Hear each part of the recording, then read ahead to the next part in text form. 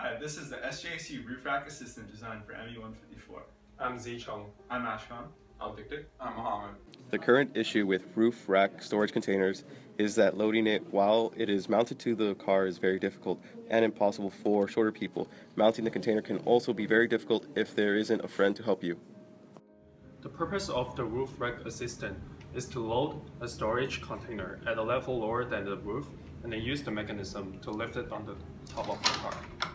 The mechanism utilizes a slider in order to move from the closed position to the open position. Using the mobility formula, we found our mechanism uses 2 degrees of freedom. Throughout the kinematic process, we wanted the output link to be parallel to the ground at all times, from the open position to the closed position. We initially loaded the mechanism with 50 newtons of force in 4 different locations on the output link. That came to an equivalent of 200 newtons throughout the whole mechanism.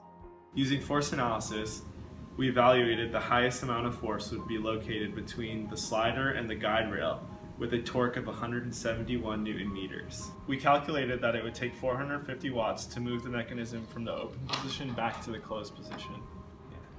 The stress analysis was performed in the open position because that's when the highest forces are present. The stress was focused on these 4 joints because of the high moment caused by the load. We used the von Mises theory to determine failure mode because this is a ductile material.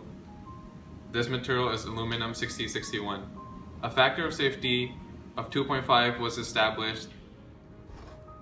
As you can see, the project was able to carry a 5-pound load, which is our scaled down value of force, and take it back to the closed position.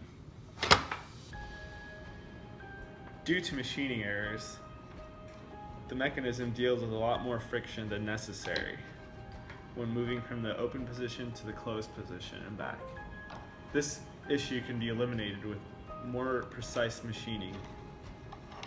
Adding bushings or linear bearings could help decrease friction and allow the mechanism to move much smoother.